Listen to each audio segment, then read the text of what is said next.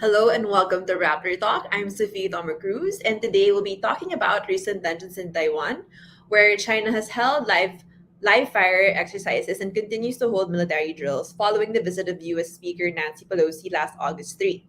Joining us today to tackle this is Enrico Gloria, an assistant professor of international relations at the University of the Philippines Department of Political Science. Hi, Enrico. Um, Hello. Thank you Mhm, for joining us. Enrico mhm, studies Chinese foreign policy, state identity, and status in international relations, as well as China's relations with small powers in the region. Thanks for joining us, Enrico. Maybe we can mhm. just dive into it now. To Sure. start things off, I wanted to ask you, perhaps you can tell us why tensions in Taiwan right now are important for the Philippines, and secondly, how Mm. you see this being resolved in the near future. All right. So it's important, number one, because it's happening right in our backyard, right? So the proximity, no, has very important geopolitical implications. No, should the crisis escalate into something reminiscent of military skirmish, then that would be bad news, no, for number one, no, for the region as a whole, and at the same time, since we have around 150,000 OFWs, no, in Taiwan. So our government should be ready to secure the safety of those overseas workers. So yun, may important consideration when it comes to OFWs and at the same time yung proximity. Second, if I may further elaborate, Sophia, it's important kasi it's basically about major power conflict, no, between the US and China. And prior to Pelosi's visit, the relationship is already at an all-time low. And then you have this, impending fourth or fifth Taiwan crisis, no, depending on who you ask. Um, it just brings the current major power relationship at a lower level that the region really cannot afford at this point. So when you have those major powers, giants fighting in your backyard, no, it really securitizes the entire region. No, it could spill over in other issue areas where the Philippines have more relevant national interests. No, so yun, it's important in that aspect. We don't want major powers, big powers fighting in our backyard. Third, um, it's also important because it has consistency with how China has approached its foreign policy direction historically when it comes to employing countermeasures. This one I'll get more specific, for instance, when we have our conflict with China back in 2012, the so-called Scarborough Shoal dispute. No, we've seen China back then employ economic coercion, if you will, no, towards fruit exports, banana exports of the Philippines. No, and now we're seeing the same countermeasures, but this time around at a much more serious emphasis or level, if you will, targeted against Taiwan. So China is basically employing its massive toolkit of countermeasures to secure its national interests. No, China is becoming more creative, if you will, in trying to alter the status quo in its favor, and we can learn something from it. No, as a small power that has territorial disputes with China, it's already like showing, if you will, a prequel if in case things get worse for China in the Philippines down the road. No, but Right. hopefully it doesn't. No. Right. Mhm, I'll ask you more about that later. I'm interested in knowing more about some of the patterns you're seeing, no?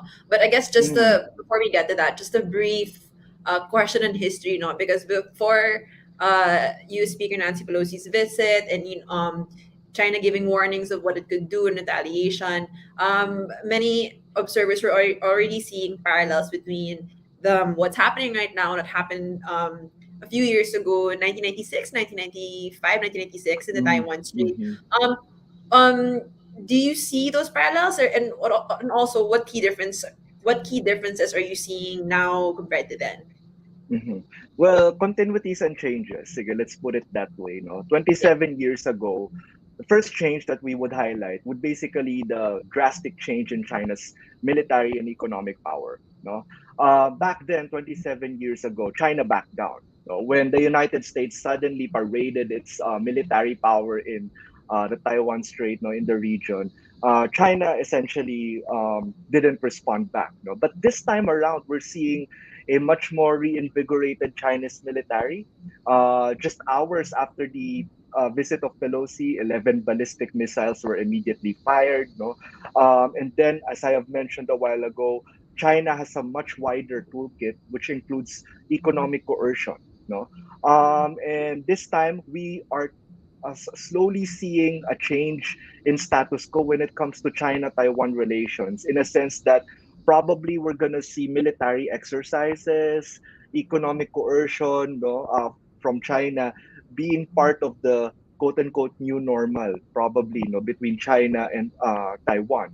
And before that, China had no sense of, or have doesn't have that power capability, right? So the big shift in power, then one can argue as well the relative decline in US power in 2022, no, compared to way back, when it was still fresh from its victory after the Cold War, right? So those are important differences. As for continuity, I think the main continuity here is how China is still upholding, Taiwan as one of its as its primary national interest, in my opinion, when it comes to securing disputed territories. No, so South China Sea, East China Sea, comes second to Taiwan. No, if there's something that's very important when it comes to Chinese reunification, it's Taiwan, and there's consistency in that, in a sense that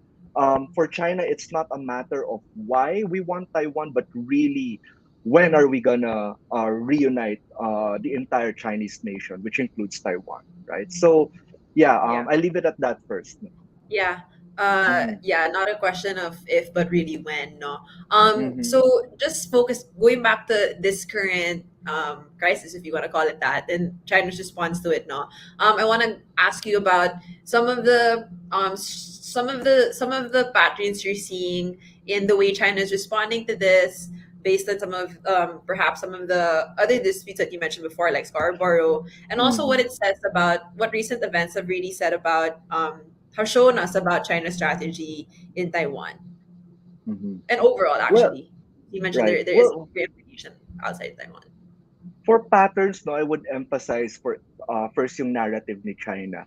No, there seems to be a clear narrative of victimhood from China's perspective, of basically saying, if you will, that we didn't start the dispute. It was the United States or Pelosi who started it first, no. And this is not something new when it comes to China's overall description and rhetoric of its position in particular bilateral disputes. So we've seen this, for instance, play out in the THAAD deployment in South Korea when uh, we have that conflict between South Korea and China in 2016. And then when the Dalai Lama visited Mongolia also in 2016, same rhetoric of victimhood, no? So it's important to understand this because it's consistent with China's presentation of itself as a responsible major power.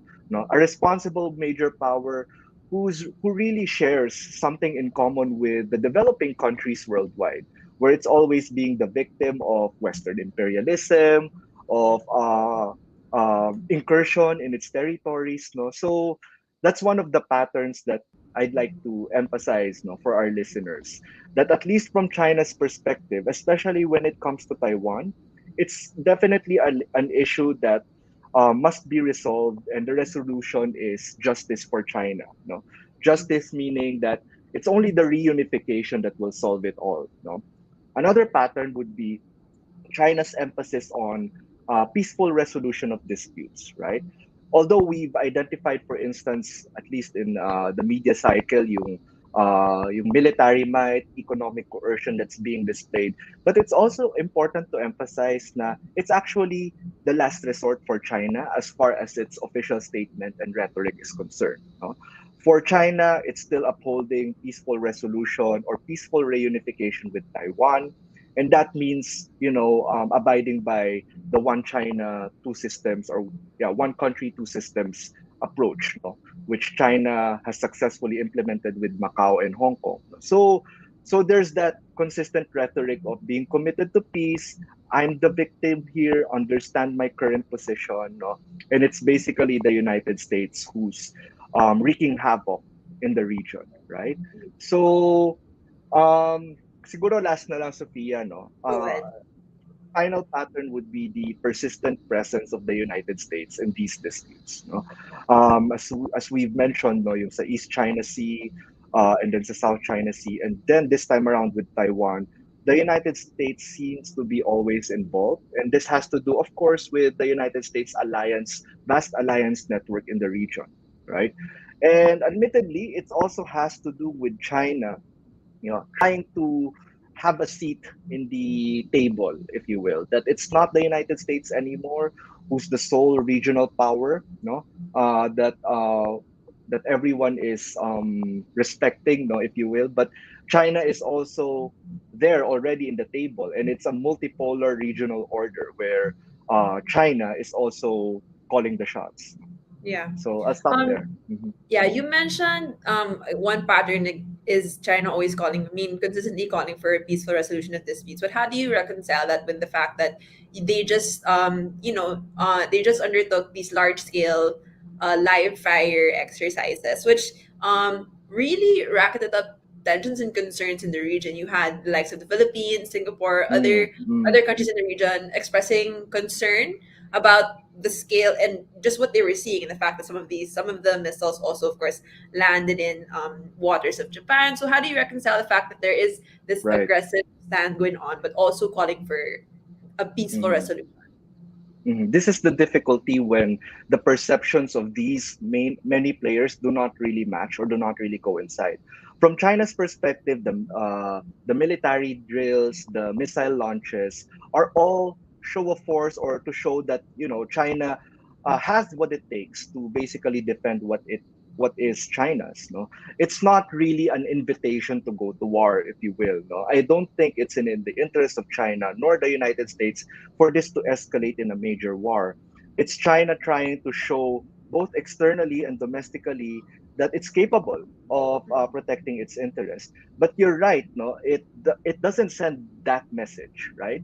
The instant message for observers, for instance, for ASEAN members, and then for the United States, is that it's basically China trying to prepare for war, and China really being a war freak at this point, or a bully, if you will. No, and this is where reconciliation has to be done, or as you have mentioned, or reconciliation has to be done by first building trust between these countries. No, and we cannot really build trust between these countries if they are not talking. No, if diplomacy is suddenly cut. No, so that's an important thing that needs to be emphasized here, right? So I think there needs, especially with China's zero COVID policy situation happening within its borders, no, journalists are not really mobile at this point to really get the comprehensive sense of the thinking that's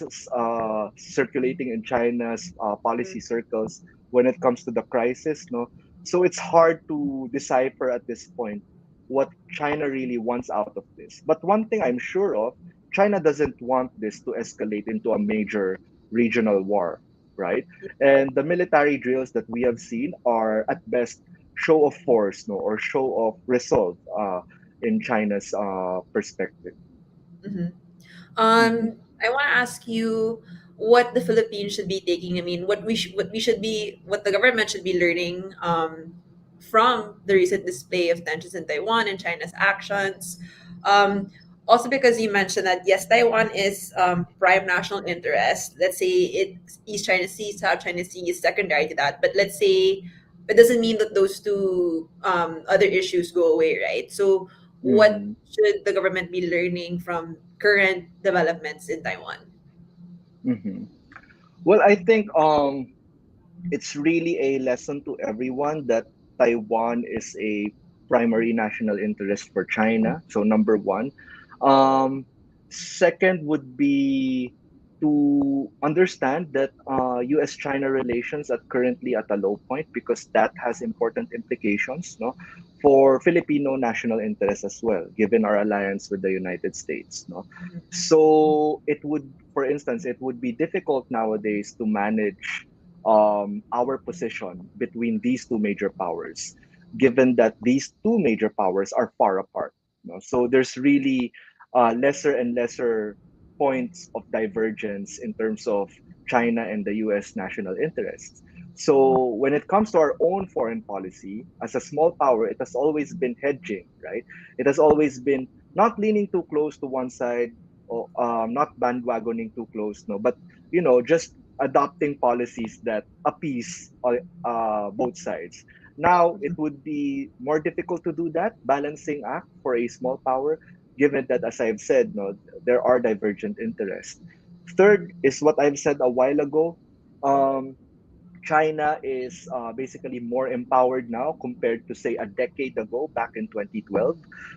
If we were hurt during that time, no, with just the banana exports being halted, no, I bet, no, this time around, should a dispute like that happens between China and the Philippines, no, which I don't think will happen in the near future, given the current administration's policy towards China.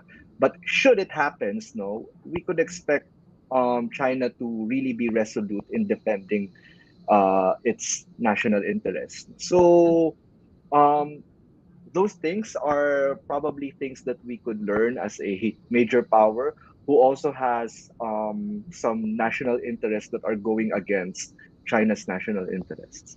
Mhm. Also considering now, I mean, compared to before, we have more, I guess, economic links are stronger. They're more spread out Right, than right. years ago, no? Mm. Let's talk about President Marcos, no? He said he made an interesting comment over the weekend during the visit of US State Secretary Anthony Blinken. He said Mm-hmm. that rather than Pelosi's visit Pelosi's visit racketing up tensions, it really just displayed how high or how volatile things have always been in the region. What do you make of that? I mean, sorry, before you answer, I just want to also mention context of also is at the end of the sentence he mentioned that it's always displayed how volatile things have been, and that's why um, relations between the U.S. and the Philippines are so important. Putting all these things together, what do you make of the president's words? Um,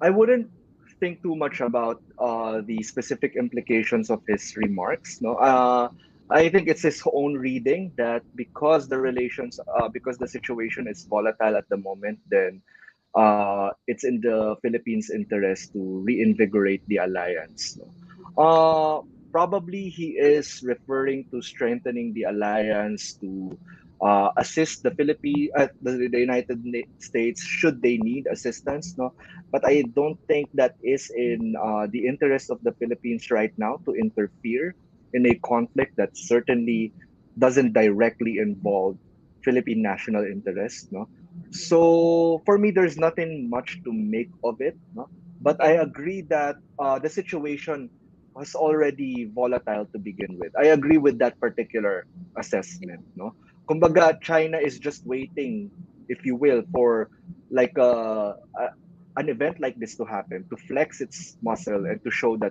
we are willing or we are really 100% go in trying to reunify the Chinese nation. And then the Pelosi visit happened, which is the opening that, unfortunately, China has mobilized for its benefit. Yeah. Mhm. So not too much into the president's word, but let's talk about the position of the Philippines itself. No, Mm. the Department Mhm. of Foreign Affairs came out with a statement expressing concern, calling for dialogue, and also reiterating that the government continues to abide by its one China policy. Before we really tackle that, I want to ask you, perhaps you can explain to us how the Philippines currently implements its one China policy. Does it differ compared to the USS, for instance? And how does it also differ from what we see Chinese officials calling the one China principle? Right, There right, is a right. distinct difference between those two things, and we ascribe to Mm. the one China policy, right? Not the one China Mm. principle. Mhm. Well, You can think of it this way. You're right. No, the One China principle basically refers to China's position. No, and China's position is that Taiwan is an inalienable part of China, both historically and more importantly, no, today as we speak, no, in politically. No, therefore there is only but one legal government for the whole of China, which includes the mainland and Taiwan, and that is the CPC-controlled government of the People's Republic of China. So to summarize it, yung One China principle, two things are important, no? For one to embrace the One China principle. First, recognition that Taiwan is part of PRC's territory and that there's only one legal government that exists, and that is the government in PRC. No? So this particular understanding has many implications politically, historically, no, and formally in terms of establishing diplomatic relations with other countries. No? And by outlining these implications, I think our listeners can understand more how the One China principle is appreciated by China. No? First, given that there's only one China legally, uh, then it follows that there is only one main and distinct representative for the entire Chinese nation in international fora or organizations such as, say, the United Nations. No?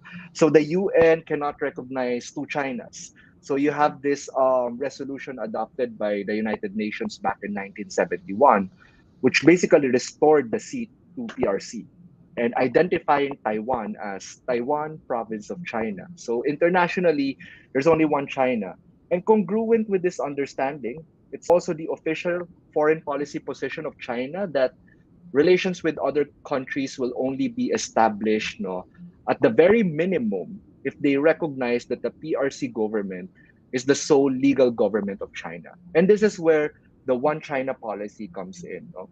So yung One China policy naman is sort of a minimum version of embracing the One China principle. And this is really the status quo or the mean average for most countries that China has official relations with.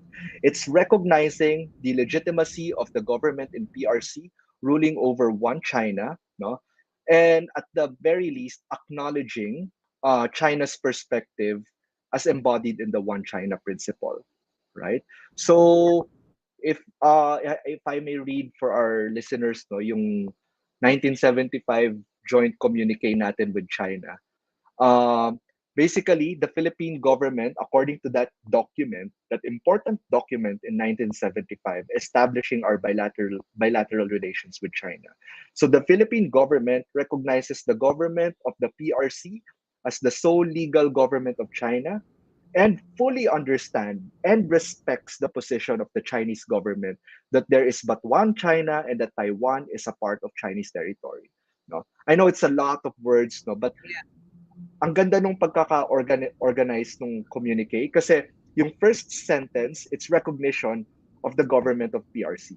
The second is parang, okay, we understand and respect the position of the Chinese government. But it doesn't necessarily mean that we would fully embrace it, no? Or that we would fight for it side by side with China, that Taiwan is an integral part of Chinese territory. And in the same manner, this one China policy is also sort of similar to the US one China policy. And this might be nitpicking na. The wording that we used was fully understand and respect.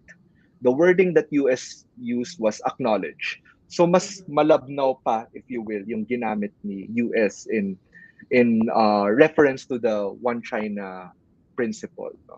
Uh, I know I'm going in many directions at this point, but um, in terms of your question, whether we should change, parang ganun ba? Or Yeah. What I want to ask from that, no, so there is that nuance about mm, there's a difference between recognizing the government mm, and acknowledging, yeah, acknowledging on the US, but for us, we say understand and fully respect. Um, yes, in a way, yeah, there's that nuance, and there is that they leave room for interpretation, I suppose. mm, But mm-hmm. that was in 1975. Right, For mm-hmm. years, I mean, it's been Mm-hmm. decades since. So I guess the next question that follows now is: should the government change its position, or perhaps clarify or review its stand towards that, um, considering all the developments Mhm. that's Yun na happening nga for. eh. Yeah, the wording itself is actually very um it's a balancing act from the Philippines perspective, no? Kasi respect eh. Respect could mean it's not as malabnaw as acknowledge, pero Mhm. respect has that certain okay, we are one with you in the one China principle, but at the same time it's open for interpretation. Now, to your question, whether we should reconsider our one China policy at this point, I don't think it's in our national interest at this point, precisely because one, we are not directly involved with the conflict. Second, most importantly, it has worked for the past decades that we have established diplomatic relations with China. So why change something that is working in our national interest and in prolonging or in bettering relations with China, right? It won't change anything, and it would um third, sige, I'll add a third one. It's consistent with the other position of other countries that have official diplomatic relations with China. No? So in among ASEAN member countries, no, it's also the one China policy narrative that they adopt, right? So it's fairly consistent. If we're going to change it, the only direction that I'm seeing at this point is to perhaps adopt the position of the United States, which is what we call strategic ambiguity when it comes to upholding the one China policy. So now the United States is saying that, well, we never really identified which China to begin with. They are going into great lengths elaborating on that ambiguity. If we follow that route, it doesn't really serve our interest because we don't have any commitment with Taiwan to support them militarily or to uphold the peaceful resolution of or reunification of China and Taiwan. And then the other side naman is to fully embrace the one China principle, no? Which at this point no would look very awkward in the context of trying to strengthen the US Philippine alliance, right? So it's the one China policy of the Philippines as it's currently adopted is really a representation of our long-standing hedging strategy between these two major powers, right? And as other small powers in the region have consistently adopted as well. So, at this point, to wrap it up on that question, no, I don't see any need to reconsider the policy. It has worked for the past couple of decades, no, and we should keep it as is. Mhm. Mhm, mhm. I guess I wanted to ask you as well, no. But should, for instance, what's happening in Taiwan now and how China's responded to that shape, let's say, or should it be reflecting in the strategy the Philippines takes, let's say, towards asserting its rights in the West Philippine Sea? Do you see? Mhm. Because I asked that also because there have been parallels drawn between the two, I guess, in trying to relate the issue and bring it closer to people. Some people have drawn parallels between the two, saying, Taiwan also is the Taiwan Strait is also a place where a lot of trade passes, and Mhm. so I'm just curious if you think that that should be informing also, let's say, government strategy when it comes to the West Philippine Sea. In a way, probably going back to the previous questions a while ago, being more cognizant of the Response. coercive capabilities of China, no. But in terms of suddenly ramping up our military presence in the region, I mean that should have been persistent even absent the Taiwan crisis, no.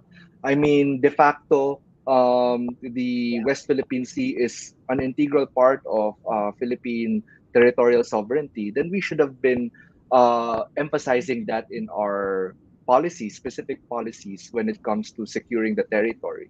So I don't think that because tensions are suddenly high, with respect to China and Taiwan, then we should also try to securitize, no, or transform. highly transform it into a highly securitized situation, yung situation natin with China with West Philippine Sea. No? Yeah. At this point, actually, what I would emphasize is really trying to find or help the relevant parties concerned find peaceful means of resolving this dispute. First, by starting with restarting diplomacy between China and the U.S. No, so the Yeah. United China has canceled many diplomatic Mhm. I'm curious. engagements with U.S. Yeah, sorry, Hmm. just a quick question. I'm curious Sure. because over the weekend also Secretary Manala mentioned that the Philippines and ASEAN is ready to play a role no, in Right. Mm. mediating talks between US and China. Do you think that there's a role to be played? Is there a constructive role that the Philippines, a country like the Philippines, can play in that? Hmm. I think that that statement is a step to the right direction. The best that we can do right now is to try and mobilize ASEAN as a mediator in this major power conflict, especially since diplomacy between US and China are basically at the lowest point at this point. So, in terms of the specific roles that the ASEAN can do right now. I can't think of like the specifics, pero Mhm. yung recent ministers meeting could probably one example. No, the ASEAN holds this regular meetings where other parties outside of ASEAN are invited. No, and these could serve as diplomatic avenues where China and the US could start managing their differences, or at the very least be situated in the same space, right? So uh, I'm one with Secretary Manalo in saying that in emphasizing the role of ASEAN as a mediator in trying to revive diplomatic negotiations between China and the US. Mm-hmm, mm-hmm. Mm-hmm. Um, just a quick question now before we move on from this point about this discussion about the one China policy and everything. I wonder if perhaps you think there should be or so you were saying a while ago that right now the one China policy has been working for the Philippines and that Mm-hmm. it would be a little bit awkward, let's say, for it to adopt the one China principle to move in that direction. But what about Mm-hmm. the fact that um, there are arguments that is the one China policy really still working if let's say China has shown this big use of this big has displayed this show of force Mm-hmm. and has demonstrated that it's willing to use force to let's say to reunite Taiwan with China. Um, do you think that it's still work? I mean, the argument. Do you think that it's still that this position still works in considering the fact that um, that I don't know that wasn't really there decades ago when countries signed on to that policy, Mm-hmm. and that it's Mm-hmm. the atmosphere has changed since then also. Yeah, the atmosphere has changed, but I think China's commitment has relatively been the same when it comes to reunifying China and Taiwan. In terms of whether the one China policy as currently adopted by the Philippines, because the reason why we adopted that really is to establish formal relations with China, right? Mhm. And that's the perhaps minimum that we could um, ascribe to, right? So if we don't recognize the one China policy, then we risk having no relations at all with China, together with the other 20 plus countries right now, which has official relations with Taiwan but not with China. So it's going to hurt us in a lot of ways if we change the principle behind our adherence to the one China policy. No? And yun Yeah. nga, my main barometer and benchmark for that, are other countries even doing it? No, are they even in that discussion to reconsider the one China, their respective one China Yeah. policies? No, Yeah. so it's counterproductive at this point. It doesn't really contribute to the task at hand, which is for the United States and China to resume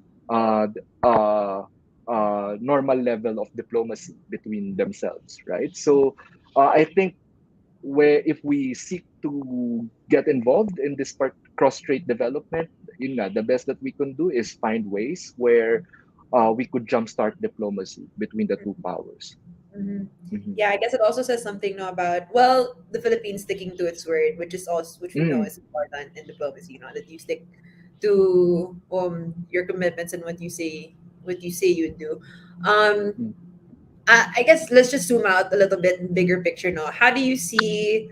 How can the Philippines balance its interests with both the U.S. and China concerning these developments? Do mm. you see that just in Taiwan in particular, affecting or impacting the country's relationship with China and of course the US? You have to take both countries into account. Right. I think at this point, the less involved that we are, the better. Because yun But nga, can like we what be, I considering how close we are and everything? yeah, I mean, we are close I mean Geographically. geographically, but in terms of determining where Taiwan should position itself, historically and in the national imagination, that's not really the concern of the average Filipino at this point. I think it's something that should be resolved between China and Taiwan. And in terms of our involvement, no, I don't think we are going to be involved as far as the US Philippine alliance is concerned, at least for the short term. Considering in the short term, I think the primary movements would be within that arena of holding regular military drills on behalf of US and on behalf of China. No, at that point, it doesn't really consist as an attack, towards US military assets. No? But if it does accidentally happen, I don't think it would be in the US interest to suddenly say na, oh, Philippines support Philippine US military here. Because it's already, the alliance network in Asia as we speak is currently troubled with much commitment issues on behalf of the United States, right? So that's another thing when it comes to this Taiwan cross-strait relations development. No? It's important for the Philippines because it also highlights or it also shows how the United States will respond to an ally or to a partner like Taiwan. No, whether the United States will be at the support of Taiwan, no, or whether it will, seek to involve the other countries, the other allies in the region for that Yeah. particular purpose, no. Yeah. So, but at this time, I don't think it's in the U.S. interest to really involve the Philippines, considering that we are at this stage where we are trying to jumpstart Mhm. uh, U.S. Philippine alliance, especially coming from the past 6 years that we've experienced with Duterte. So, um, yeah, better not to Yeah. involve the Philippines and focus on areas where we can both thrive. Right. Yeah. Like you Mm-hmm. mentioned, still in the early stages also of this administration. So there is Mm-hmm. that focus on rebuilding Right. ties from the Mm-hmm. last 6 years. I suppose just as a last question, no, um, how do you think current tensions in Taiwan should shape the foreign policy of the Marcos administration moving forward in the next 6 years, in the near future? Yeah, what's your take on that? Mm-hmm. Mm-hmm. Siguro this is also a signal for the Philippines na it could play a bigger role in ASEAN, no? Yun nga, in perhaps enhancing the position of ASEAN within this context of major power competition. No? Because ASEAN always has this bad reputation of basically being useless. No? But this time around, when you have a particular conflict or development that is uh, tense, no, neutral players like ASEAN could certainly play a huge role. No, and the Philippines being one of the biggest country in terms of its size and economy and population in ASEAN can certainly have that legitimacy to play a more proactive role. No, and it is really in the interest of the Philippines to promote a multipolar order in the region, meaning there's no one major power who dominates, but rather equal voices, equally significant voices, no, sort of influencing the political dynamics in the region. And I think it has been stressed, no, by the DFA, no, even before this administration, that multilateralism works best for the Philippines, no, and that also has a connection with our interest to uphold a rules-based order in the region, especially with respect to our interest in the West Philippine Sea, right? When you Right. have more voices, no, ASEAN being one of them, being respected in the in the arena, no, then chances are, we could also lobby our interest down the road towards a rules-based order, no. Mhm. So it's an opportunity for ASEAN as a whole to have a significant role, no, in shaping the future of the region. Yeah. Right. Right. Mm-hmm. Yeah, no. On that note, no. So as you mentioned, really the big takeaway also is there are a lot of lessons to be drawn. We should pay attention to the issue, but also a lot of opportunities to be considered from developments that have been happening in the region and in Taiwan right now. Mm-hmm. Enrica, thank you so much for joining us. We look forward to Mm-hmm. having you next time. Thank Mm-hmm. you for watching this episode of Rapper Talk. I'm Sophie Thomas Cruz. See you next time. Thank you.